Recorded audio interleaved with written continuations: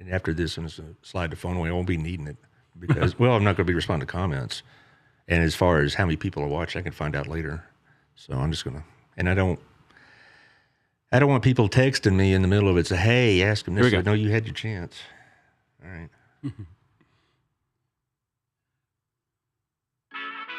You're listening to the episode of Mr. Allard's Neighborhood. This is a place where you're entitled to Brad's opinion. And now for your host, Brad Allard. Hello, everybody. How are you doing today? Well, today you're not just going to be entitled to my opinion, but entitled to the Councilman Jimmy Stanford's opinion.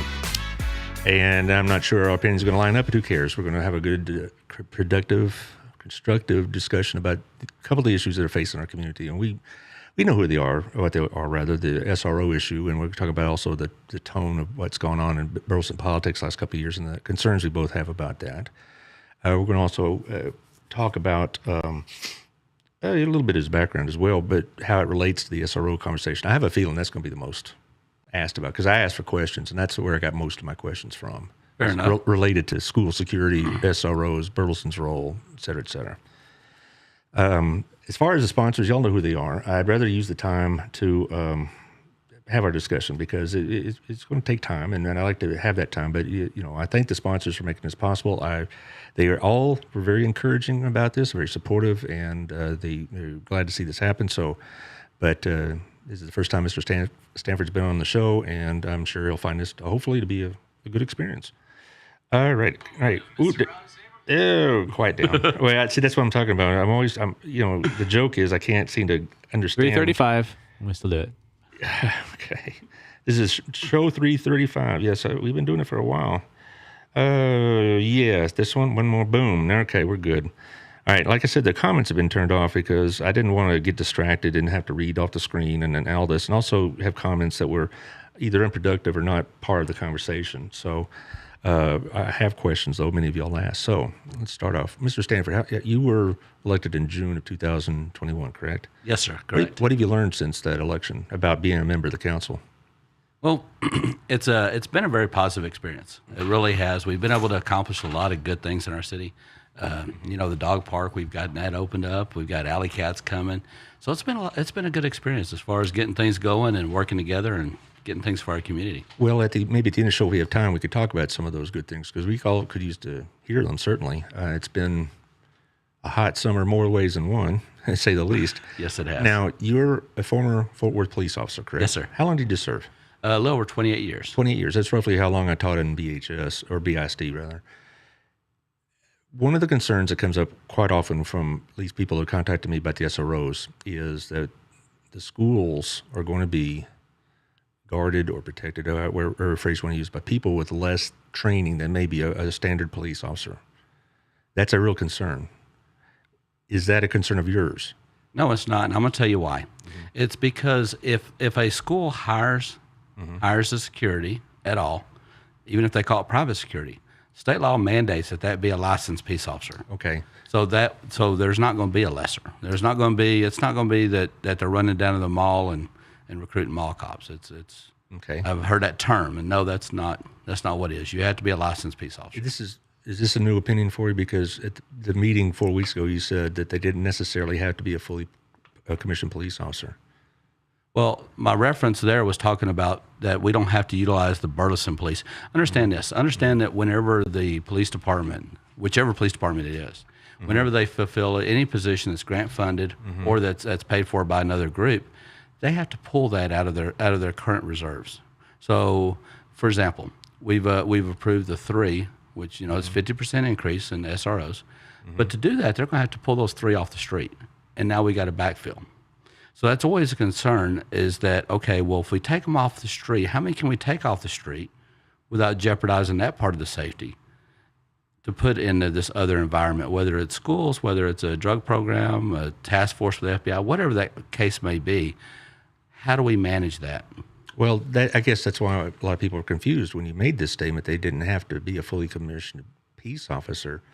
You're saying that they do now. You understand that to be the case now? Or was it just a statement that was made 4 weeks ago and I don't know, the heat of the conversation or whatever else, because the implication very strongly taken was that it could have been anybody basically that has a concealed carry license, and they could be hired to be security at Burleson School.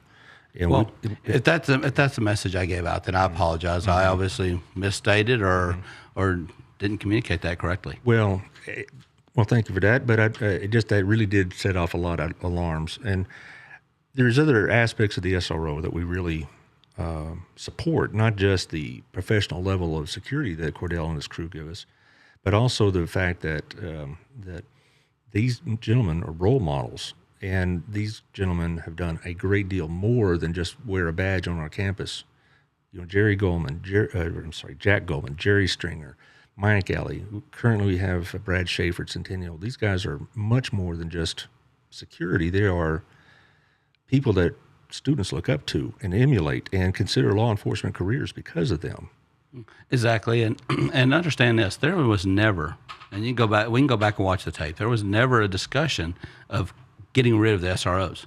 There was concern of what we're going to do at the elementary school level, and we've got 10 schools. Now, only 9 of those are within Burleson city limits. So, what are we going to do at those schools? How are we going to prevent a Sandy Hook? How are we going to prevent a Uvalde at these these elementary schools? We approved, and there was never in my mind any discussion of canceling the SROs at the secondary. It was simply, what are we going to do at the elementary? How do we fix this? Because we don't have the resources to take an SRO program and apply it right now to the elementary schools. So what can we do separately? Well, I understand, and I don't think anybody was suggesting that we go from the 3 or 4 secondary ones and have a full-on force of SROs on all campus, because we are aware of the expense. You know, the mayor made that pretty clear when he was on here last, that the expense would be pretty prohibitive at first.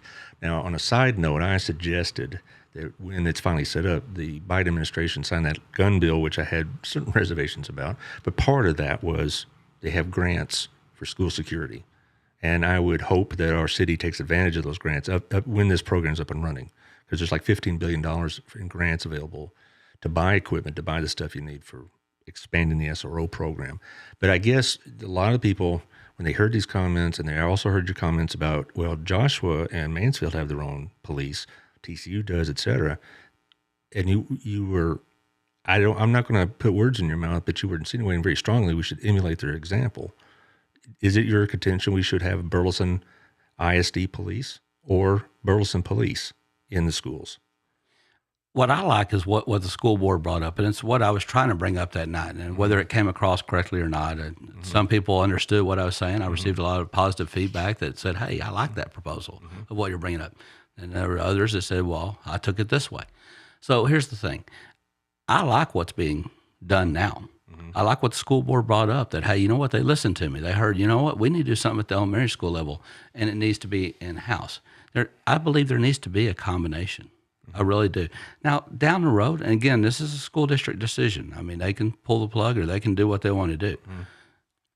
But I really like the fact of having a combination, because I mentioned earlier that there are 10 elementary schools, but only 9 in the city limits.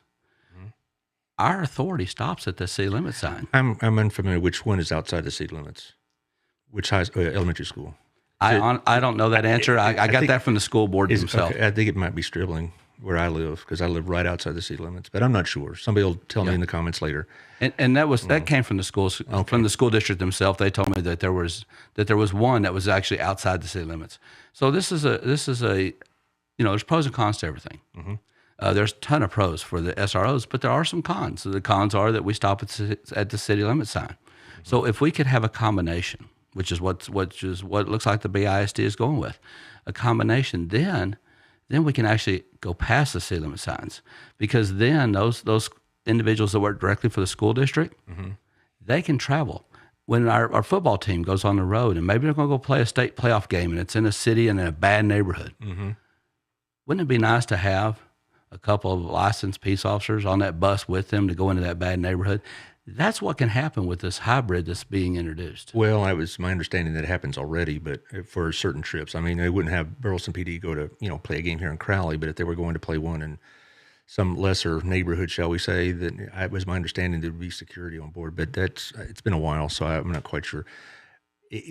The sight that, or the sounds that we heard from that meeting 4 weeks ago was you and Mr. Johnson had some very different views about having a citywide, or rather a district-wide police force. And I support Mr. Johnson's view on that because I think Mansfield ISD may be able to support such a thing, but man, it'd be a massive expense and an upgrade for the taxpayers of this district. And the SRO program seems to work well. Now, in preparation for the show, to find out, make sure I have some of my facts straight, I talked to a board member and a member of the central administration that talked about these school security issues. And they asked not to quote them directly or even use their names because they're still in the formative process. Exactly. They're still talking. It's not going to be announced in the next board meeting Monday. It may be a little while before a final version, maybe in the fall. So they said, please don't say this is where we're going because we might not. But they both said they've been working on this even before Uvalde. Both of them were very clear that this is the subjects that were brought up by you and others on the council this month or July were already things in the works before any of this started with us and the council. That they've been, they had appointed Scott Shahay to be head of this part of the security team, and they've been working on this. And then about 3 or 4 weeks after they started, they didn't have the Uvalde incident. So I'd like the listeners to know it wasn't like the school board wasn't doing anything, and then Uvalde happens, and they said, "Oh my stars, we better get off our tails and do something about it." They already were working on it. Well, it sounds like we were on the same page then. For the most part. And if the school board decides to adopt some of the ideas that you support, so be it. That's the nature of Democratic Republican politics. It's not something I'd be really excited about, but I'm not going to hold a grudge against the school board members if they vote in support of some of the ideas that you support. Because at the end of the day, it's a kid's security that we're about. And I can promise you, those school board members, Dr. Jimerson, Scott Shahay, fill in the blank, they think about school security a lot. And not just because of professional reasons, because they have kids or grandkids in the system. They want them protected. So exactly. And at the end of the day, that's what we all want. Right. Is we want to make sure that every kid is protected at every school. From the city, whether if we decided to do all SROs, now we get the huge issue of where do we find them, and that's the hard part. The chief mentioned at the council meeting, he told us that, hey, I'm gonna have trouble even backfilling these 3 officers. We approved him a power shift before, and he hadn't been able to find the officers to fill that. Well, part of that I understand. I've had Mr. Cordell on, Chief Cordell on before, and I'll probably have him again soon because this is such a big issue. But Burleson PD has pretty exacting standards. We don't hire, people just because they have maybe certification in their own gun, I guess, or whatever. I mean, Burleson PD, if to get hired by this PD is an achievement. Yes. And Cordell runs a great shop. I really respect how he runs his business. And so that may be the problem. And the problem, we can't find willing bodies. We can't find bodies that we want supporting and protecting not just our kids, but this whole community.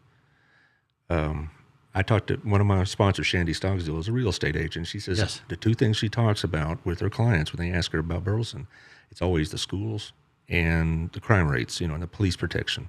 And because we have such good records on both, that's one reason why our homes are getting so expensive and property rates. I'm sure that's a topic for another day. But Fort Worth ISD uses this SRO program, and you came Yes. for them. And Yes. and I'm just kind of curious why somebody from your background would support non-police officials in the schools. So Fort Worth ISD uses it, and they also use the crime control tax. Now we're limited. You're limited in how much tax you can put on your sales tax, and they use the crime control tax, which helps support that. And it's been in place for a very long time. It's grown with the city, and I'm not saying that the SROs can't grow with the city and continue to be that route.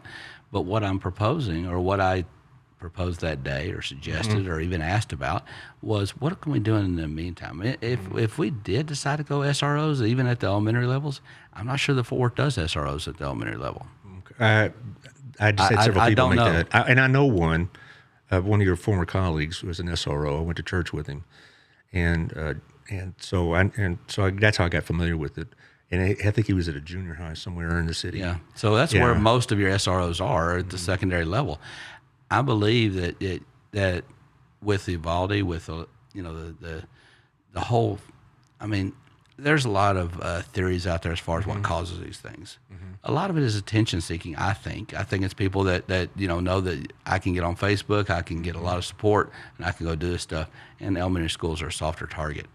We saw the SRO program. It's been around since 1953, long before I've been around. Right. But it's been around for a while, and it's evolved over time. It's evolved over time, and I think that it's important that things continue to evolve. We're going to have to find some way, I believe, to have some kind of coverage at the elementary schools. Having a fence or a single point of failure is just not it. I mean, once you breach a single point of failure, there's nothing to protect. In Uvalde, there was over 100 rounds fired into 2 classrooms and before the officers ever entered the building. When I asked Mr. Cordell about SRO programs, I asked him, what's the first thing you ask of an SRO officer? And he said, the first question he asked is, are you going to take a bullet for these kids? Now, I'm not going to imply that a hired security force wouldn't have that kind of level of commitment, but I know Burleson Police has that level of commitment. And that's the level of commitment I would want. That's why I'm so much more in favor of Burleson Police. Now, I understand what you're saying about the expense. I understand what you're saying about taking cops off the streets. So how let me ask you a question. Sure, of course. How would we make that happen at the elementary school level quickly? Quickly not. And we don't want to do it quickly in a sense because we don't want to be in a situation where we're either shortchanging the equipment needed for this type of project, or we're hiring people that we don't think are up to our standards just to fill a body. Now, if the school board says it's a 5-year transition from, we'll have some security now, but we want at the end of this period of time, Burleson Police is part of the SRO program. That's maybe a good compromise if they want to extend that time. I don't expect anything that's going to come out of the school board or the city council to be resolved by Labor Day. It's going to take a lot longer than that. I've worked in government when I was down in school teaching. I was part of a government committee down in Austin, and nothing moves fast.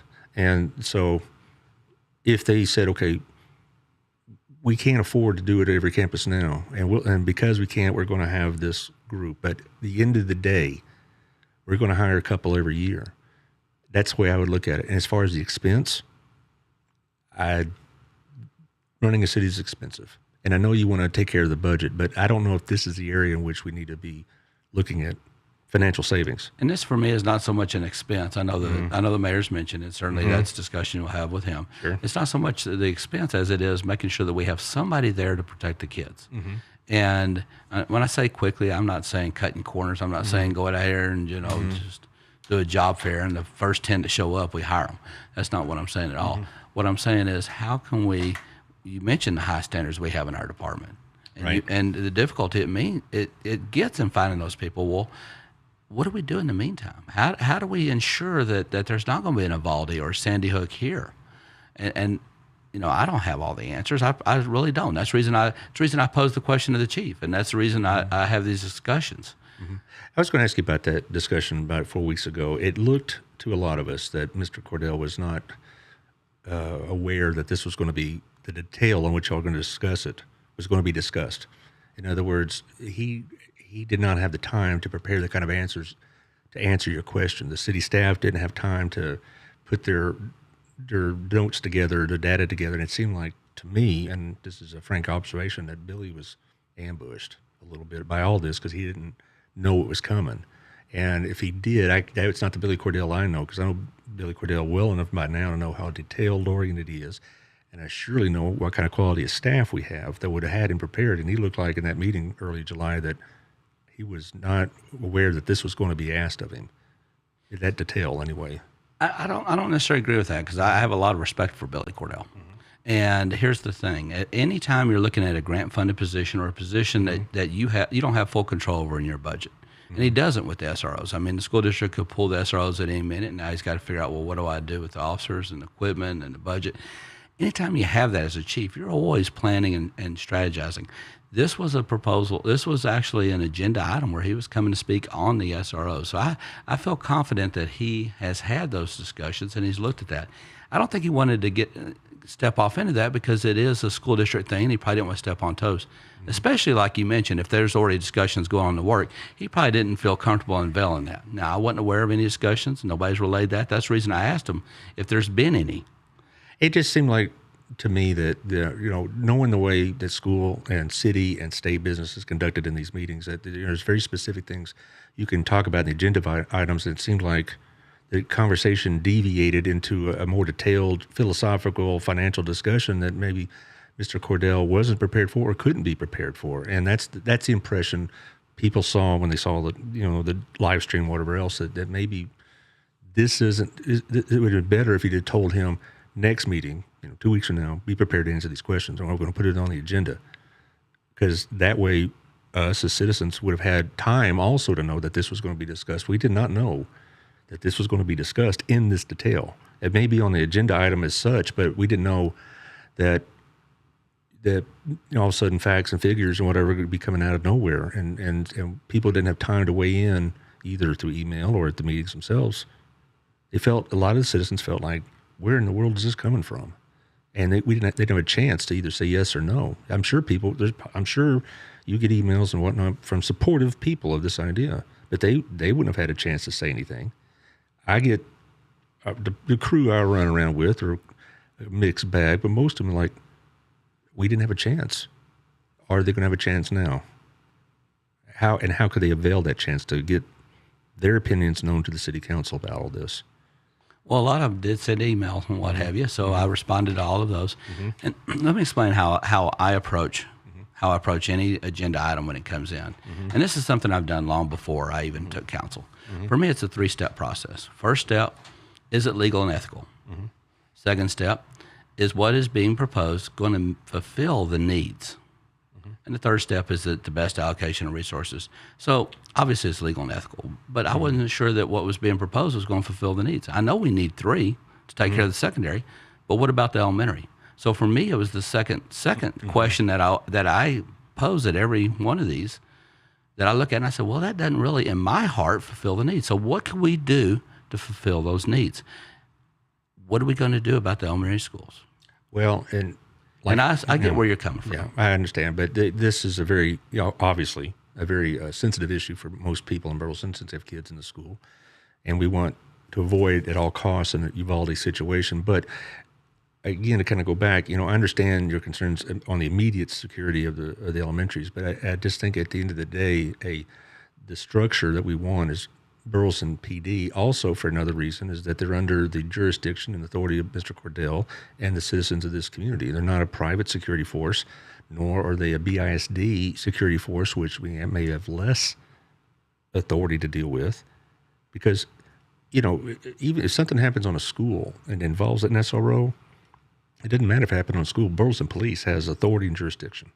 Yes.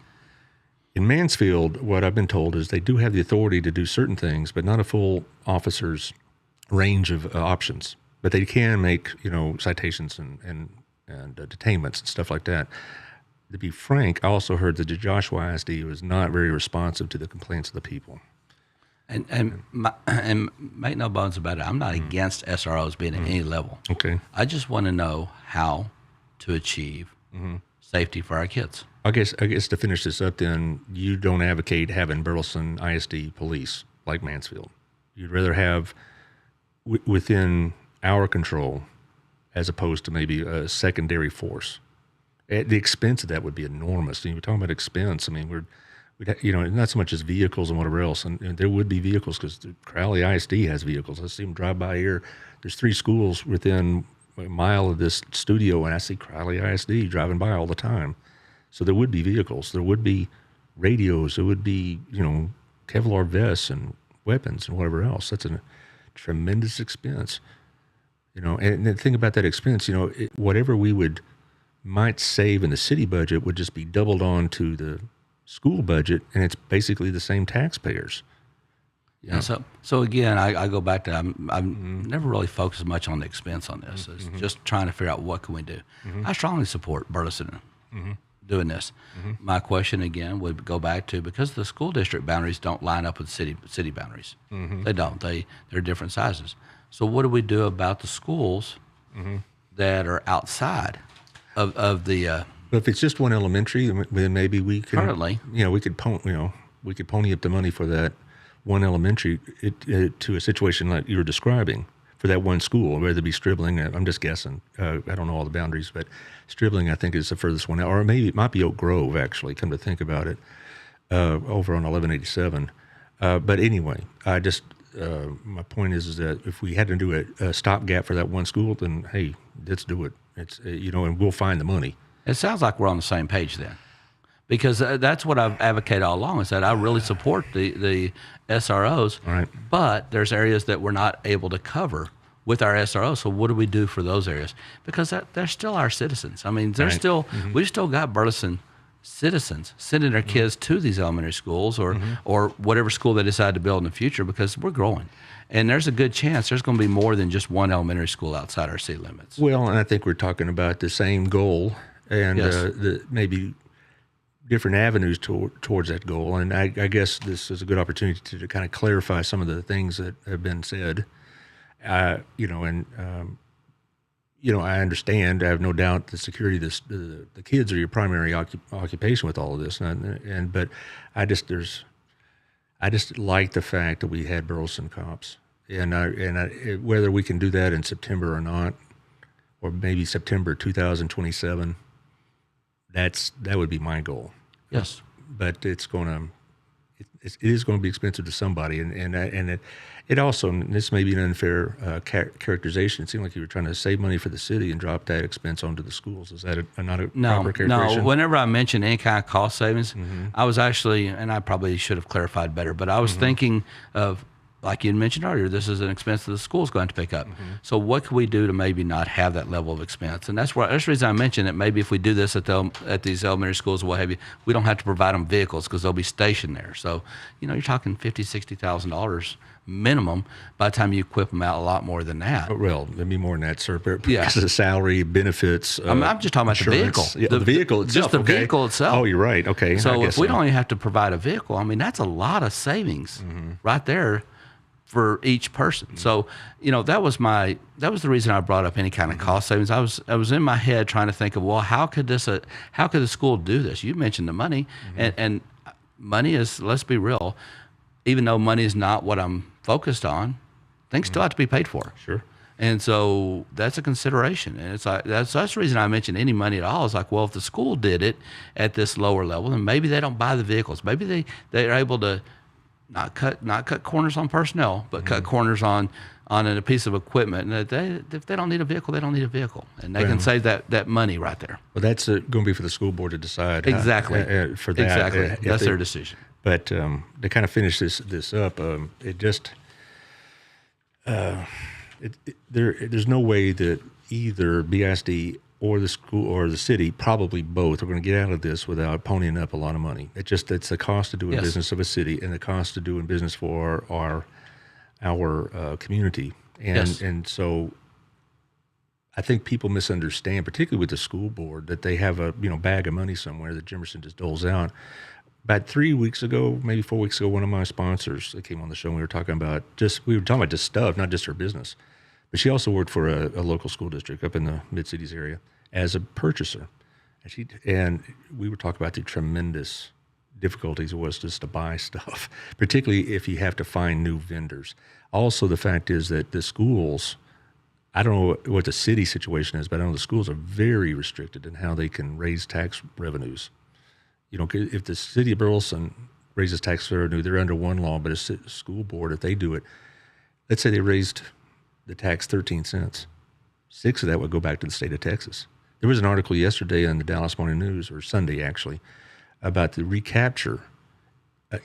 Not that I'm tearful about Austin, but they give over $800 million back to the state. Plano, my home district back in the day, gives over $120 million. So they don't have the flexibility that maybe the city does in providing some of these things. That's another concern I would have, is just, okay, we go to this system. It's going to take a long time to put it together just because of the rules, regulations, and the red tape. And whereas we already have this in place here, we have the vendors, we have the staff, we have the structure, we have the oversight and the authority and administration. We don't have to create anything. in the city, where we'd have to do that for the schools. So that's another issue I'd be considering. But at the end of the day, we have to understand that these are BISD schools, and the decision is ultimately theirs, not ours. If they decide they want Burleson police, Yeah. what would happen then? Then they would make a request, and we would do the best we could. Now, I would not be comfortable pulling 13 officers off the street plus 2 supervisors to ensure that we're gonna have staffing at the schools. But at the same time, how do I not feel comfortable in the schools? Puts us in a bit of a quandary. Yes, that's why this isn't going to be solved today, certainly, or anytime soon. This is a long-term problem and solution. And if people expect us to, their kids to go back to school in a couple of weeks and it's all going to be taken care of, they're going to be disappointed because it just doesn't work that fast and for so many reasons. But anyway, I appreciate our comments on that. Can we talk about a different thing that came up a lot? Sure. The last election was contentious, and we can accuse whom we want. It doesn't really matter. It's, but it does, we could say this group or this person made it contentious, blah, blah, blah. What does it matter now? But it was. Do you feel like in your elected position, you are working to try to ease some of those high levels of tension that occurred because of that election? I think what we have to do is, and it wasn't just our election. We saw it at the national level. We see it at a lot of levels. Mm-hmm. We have to, as a community, understand that when we're sitting there griping that, I wish I had better candidates to choose from. Well, guess what? It's our fault. Mm-hmm. It's our fault we don't have those great candidates because we sit there and we commit character assassinations, we attack people and all this other stuff on Facebook and everything else. We've got a lot of wonderful people that would probably run and would love to run, but they're not about to put themselves or their family through that. Well, I hear this on this end too. The people want to serve in elected or appointed positions, but they don't want to deal with the Facebook stuff. And to be frank, they don't want to go through the grill sometimes they have to go through with the city council meetings. Yeah, it's like I said, it's not just city council. It's at a lot of levels. Mm-hmm. We need to start, and I can't control Facebook. If somebody out there could figure out how to make everybody play nice on Facebook, they're a lot smarter than me, and they got my vote for whatever position they want to run for. Mm-hmm. Now, do you consider yourself a person of influence with your people that supported you? I do, but then just like you are as well. Sorry, I didn't mean to interrupt. Yeah, no. Do you see yourself ever getting on to another platform or on the Facebook and say, hey, guys, lower the temperature a bit? Have you done that kind of thing? I did. I even did it during my campaign. Mm-hmm. You can go back and watch the videos. I did it during my campaign, asking people, hey, let's chill this out. Let's stop. Let's stop attacking each other. I wish people would focus instead on their own person they support. Don't tell me what's wrong with the next guy. Mm-hmm. Tell me what's right with yours. Well, there are websites that seem to be dominated by that kind of conversation. And I just wondered, these are probably people that support you more than others. Have you gone on those websites or those Facebook pages and said, this is inappropriate, don't target individuals, don't target individual businesses? We don't want this, we don't want to turn this into a, divided city. Please be more respectful in your postings. I know you don't control what they say, but I think you have an ability to rebut them, and coming from you would make a lot of difference. I do share that. I wish it would also be shared from the other side as well. Mm-hmm. I wish the other side would stop the constant character assassinations and attacks. I wish we could actually have meaningful conversations. I would love for us to sit down and, like you've done, mm-hmm. Share your views, opinions. How do you see things? Because at the end of the day, you may share something I hadn't thought of. But that's one reason why I turned off the comments, because I didn't want this to be sidelined with distractions. As far as this side of the argument, if you will, about what's been put on Facebook, I don't participate in those Facebook pages. The ones that I do are monitored pretty closely, and they will delete or shut it down if they get too nasty. And it has happened. There's no question. But I just think they're monitored such that, that like Municipal Matters, I know is monitored. And there have been many times where Sarah has taken those comments off because it was distractive, hateful, destructive. But yet some of those comments have stayed because I've been attacked by people on that page. And I have to stand. And I'm not bashing her page. Okay. This is her page. Mm-hmm. This is something else to keep in mind too. People have their own pages. You have your own show. Mm-hmm. I mean, I can't tell you how to run your show. No more than I can tell somebody how to run their Facebook page. Well, I'm just saying that Sarah has gone to extraordinary lengths to try to keep it civil, and sometimes some slip through the net, and you know what I'm saying. And so, because she does have a real life, Yes. and I'm not saying that you're responsible for every Facebook shot that somebody that out there. I'm not even going to name names because I don't know them, but I don't want to hold you responsible for that. I guess what we would like to know is that you're able to tell some people who step over that line to cool it, to make it so that serving this city is not some form of combat almost. And that's what a lot of people feel. It's like, I want to serve. I want to be part of this commission or this particular committee or something like that. But I don't want to go through the comments, and I don't want my family dragged into this. Exactly. And that's happened with Sarah. There's been times that people, Happened with me. Well, I'm sure it has, and it's happened with me too. But for me, it's a cost of doing business. I mean, I set myself up for this. So when I get criticized by people on Facebook or on other platforms, well, I asked for it, and whether it's fair or not is immaterial. See, I would almost argue against that. My grandmother always used to say, if you ain't got something nice to say about somebody, don't say nothing at all. Right. If we would just adopt that, I mean, if people don't like what you have to say, then fine, don't tune in. Well, why attack you?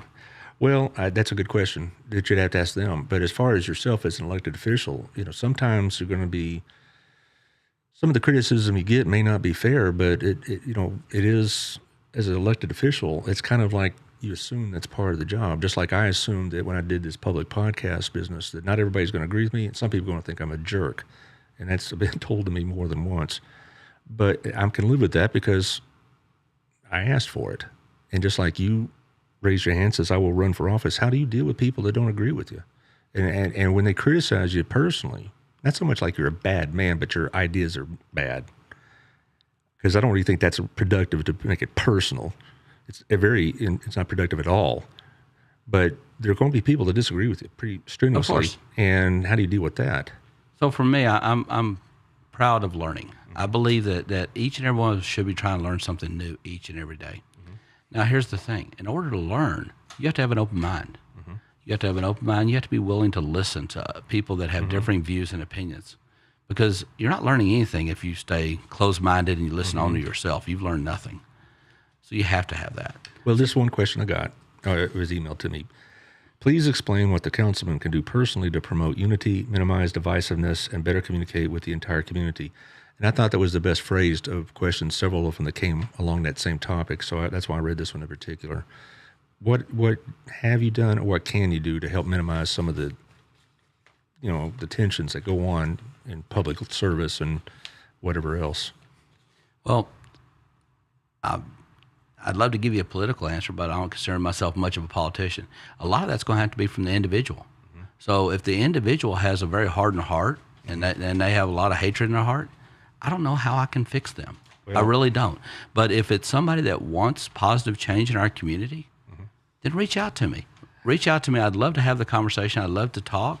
One of three things is going to happen if you reach out to me. One, you're going to find out that, okay, this was actually miscommunication. It wasn't the way it seemed. Two, that you bring a great idea, but unfortunately because of laws or because of something else, we're not going to be able to go that road. Or three, you brought a great idea I never thought of. So thank you. I appreciate that. And I'll definitely look at it from that point of view. Well, how I react when I get something on the Facebook page or whatever that's less than complimentary, if they're asking a real question, I'll try to respond. If they're just going to be, taking a shot, I say, thanks for listening and move on. But I'm not an elected official. And I guess my point is that this is really some of the criticisms that you get may be fair or unfair, but it is what an elected official goes through. And sometimes people in this community feel like they're taking a big risk and criticizing certain members of the city council. Is that an unfair accusation? I can't speak for other city council members. I can speak for Jimmy Stanford. And Well, what I'll say is it's unfair if you're talking about me, because I will never attack you back. I mean, you won't find anybody that can say I've attacked them. Well, to be frank, I'm not talking about Mr. Johnson or Ms. Johnson or Mr. Green or the mayor or Mr. McClendon. Okay? So I'm saying that there's been a lot said that sometimes you and Ms. Payne make it kind of uncomfortable in these city council meetings. Is that true or not? So if you're coming to the city council and you're asking for resources or money, I'm going to ask those 3 questions that I mentioned earlier that I ask every time. Is it legal, ethical? Is this what being proposed? Is this going to fulfill the needs? Or 3, is this actually something that is the best allocation of resources? If those are all answered coming in, then great. I don't need to ask a question at all. I sit back and I be quiet and I vote. But if not, I owe it to the voters. I owe it to the citizens, the ones that have put me in office or the ones that didn't put me in office. I owe it to everybody collectively, whether you voted for me or not, to answer these questions to make sure that I'm doing the best job I can for the city of Burleson. Well, that kind of leads into the next question a little bit, but I'm going to ask this instead. There was an event or an episode that upset a lot of us, including myself, when Miss Tiffany Griffin was not treated, we thought, with very much decorum by the city council. But again, it mostly is Miss Payne that really caused a lot of angry feelings about how Miss Griffin and Miss Mathis were treated. That's the impression a lot of people are getting if they're going to come to the city council. They better be ready for combat, because at least you say it's not yourself, but at least Miss Payne is going to bring a lot of.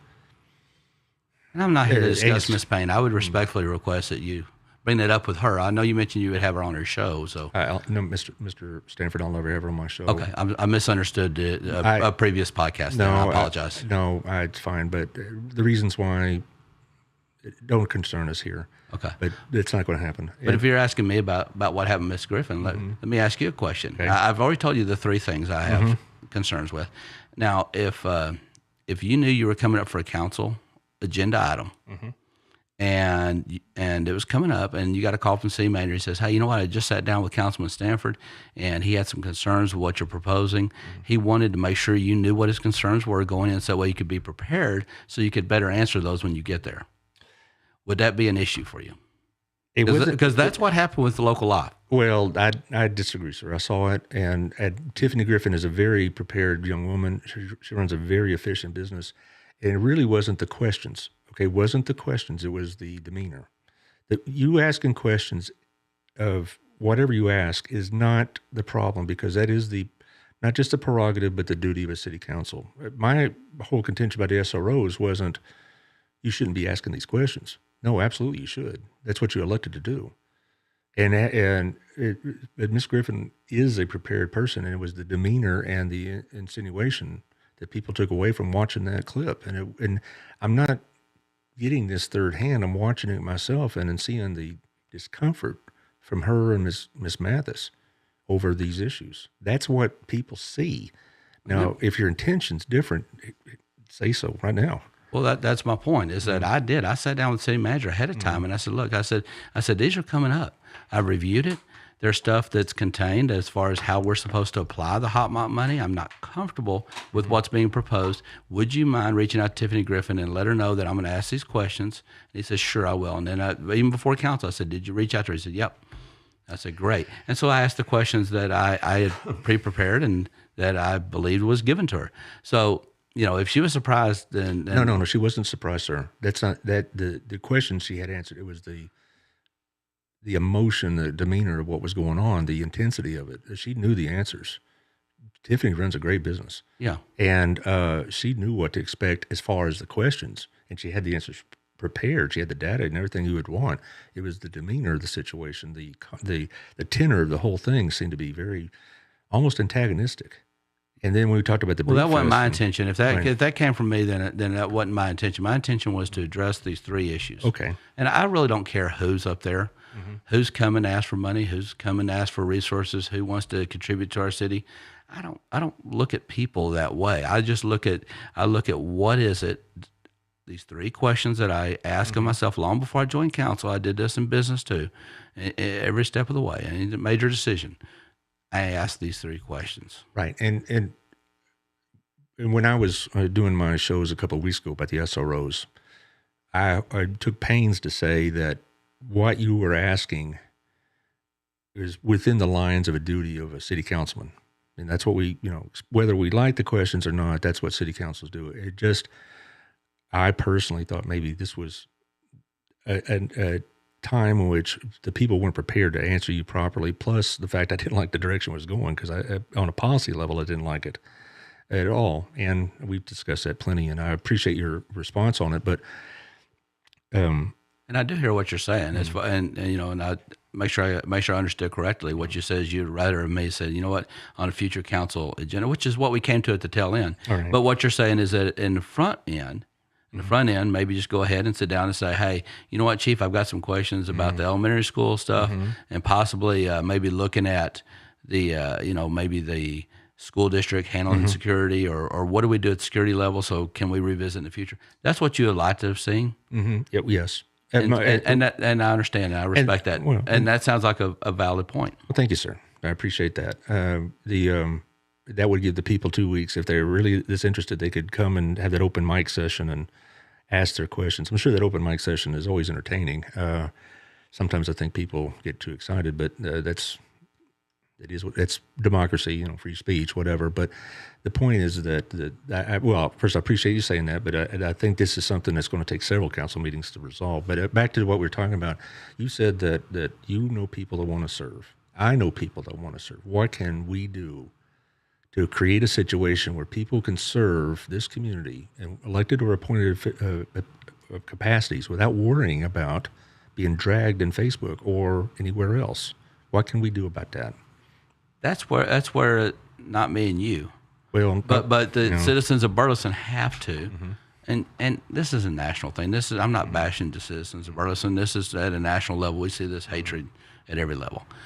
We have to stop that. If we want good quality people in office, we've got to quit beating up everybody. What we need to do, instead of posting anything negative, we can find out that lo and behold, so-and-so grass clippings were in the street 3 years ago. I got a picture of it. Leave that alone. Right. Tell us about the person that you support, why I should support that person. Sell me on them. Stop the negative stuff. Right. Let's end on a more positive note. You said there's some good things going on in Burleson. What have you been noticing some of the good things going on? Well, you mentioned earlier about is the council working together. I think we are, because you look at some of the stuff that's been talked about for years that we've been able to actually put in place. We've been able to put in place, the splash pad it's gotten done, and that's, and not only has it gotten done, but we've actually opened that up to the citizens to be able to provide instant feedback, and there's been changes. Wonderful process. Right. We got Shannon Creek, a nice big park that'll be coming in play soon. Our first park that's actually designed by the citizens from the ground up. They were weighed in on everything. We've got alley cats coming in. Yeah, a lot of people are excited about that. And there's schools I know are excited because I was somewhere to do their after prom celebrations, maybe. Exactly. How is the financial condition of the city, in your opinion? Hopefully good. I have a lot of respect for Martin. He's done a great job. We put the bond package out, a very bare bones bond, allowed the citizens to sit down and vote and decide, okay, how's our money going to be spent? And they came back. We had a really interesting. One of the things on the bond yesterday was brought up, and it turns out TxDOT's going to fund the full bill, and all we got to do is pay a little bit of easement. It's like, oh, cool. Now we got some money coming back. Well, that's helpful. Yes. How would you characterize your working relationships with the rest of the council? I think it's going great. Now, obviously, we're not in lockstep, nor should we be, and nor do you ever want a group to always be in lockstep.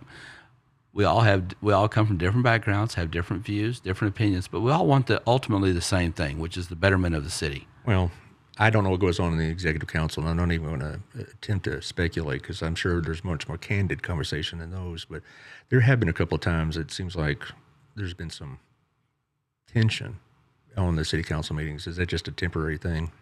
I think that's temporary. I think with any people, if they're more passionate or less passionate, if they're more passionate about a particular topic, they may be more vocal. They may share more passion in that particular subject. But we work through it, and then we get past it, and we move on to the next item. There's far too many things to worry about the past. Well, as you know, I have a tremendous amount of regard for Ronnie Johnson. I've known him for 30 years. Same with Victoria. She's a former student, and she showed me then the kind of young woman she is now and how sharp she is. And so, and I've gotten to know the mayor, and I think I can call him a friend now. So off the dais, so to speak, things are okay, more or less. Yes, I believe so. Okay. We good. we attend a lot of different functions together, and Okay. it's a great working relationship. So you don't go in the back and start hollering and beating each other up, nothing like that. Well, that's good to know as a citizen. Not that I'm aware of. So it isn't anything like Congress, is it? No, thank goodness. Well, we're coming close on time, and I just have a brief comment, and then I always let the guests have the last word, and still give them the platform. But my hope is that this conversation was productive for those who listen to it, and hope they listen and with attention to it. Your comments I respect. I didn't always agree 100%, but it didn't matter. I'm glad you were here to illuminate some of these things that maybe some people may not have understood. And I do hope in future days as the temperatures turn down over all this business, because it's unpleasant. And we want to get back to a situation where we have an abundance of people that want to run or Yes. serve, as opposed to let's try to draft somebody. So let's hope in your position and in my position, we're in a position to do some of that. Anyway, you have the last word, sir. Well, the last word I have is if you have anything that you want to share, anything that you're concerned about, reach out to me. Shoot me an email. I respond. I really do. And like I said, it's going to be one of three responses you're going to get. You're going to get that, okay, you know what, that's a miscommunication. Or you're going to get that, okay, this is it's a great idea, but unfortunately, the law didn't allow us to go there. Or number three, it's like, wow, what a great idea. I'm glad you brought that up. I hadn't thought of that. And so please just reach out to us. And as far as, we've got elections coming up. We really do, and they're important. Yes, they are. And they're always important. Well, No matter when. We, there's a tagline for Burleson, be kind. Let's be kind. Let's treat each other with kindness. Let's ask ourselves, before I post that, before I say that, if that was my mother, would I really post or say that about my own mom?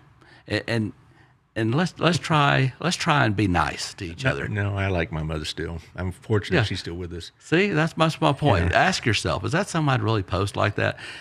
Let's not do that. Let's post, in this upcoming election and stuff, let's not post the negative and hatred about the other candidate. Sell me on why I should support yours. I hope you feel like you've had a good opportunity here on this platform, on this podcast, and we're treated appropriately. And so, you think so? I think so. Was I able to answer your questions? you- I mean, we yes. don't always have to agree All right, on everything. No, sir. You didn't. You answered all the questions. I'll just put it that way. You answered the questions. You didn't duck or avoid any of them. And so I'm very satisfied with this conversation we've had. I hope what you come to wish for, and we both wish for, comes to pass. That the temperature comes down, we get back to more of a unified thing, and that'll be very, very helpful. I was going to say one more thing, but I forgot. But it doesn't really matter. So, I was going to ask you. You can tell me no, or I don't know, or go away. Are you going to run again when it's your turn? I haven't made that decision yet. I try and live my life for the Lord, and I try and do whatever He has me do. So when that time comes, I'll pray on it, and if I feel led to run again, then I will run. Okay. Well, thank you, Mr. Stanford. I think this is a very productive conversation. I bet we could do this again sometime in the near future. And if you have comments, guys, out there, you don't know where to send them. And I hope you all learned a little bit about the community today. So thank you, sir. Thank you, sir.